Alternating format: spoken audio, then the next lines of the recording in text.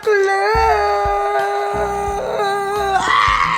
At dahil nga tumataba na ako ngayon mga biko, na pag-decide ko nang ayusin yung health ko dahil nagkakaroon na ako ng mga health issues at nagkakaroon ako ng health, nako-conscious ako sa health ko. Kaya I think this is the right time para umpisahan ko to. At sobrang swerte ko kasi dumating na sa wakas at nalaman ko na kung ano yung pwedeng makatulong sa akin.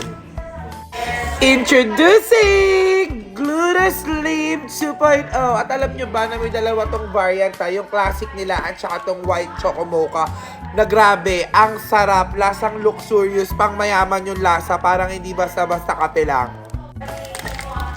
At alam nyo ba na ang ganda ng mga benefit nito kasi pwede itong makatulong sa inyo para mag-lose kayo ng weight.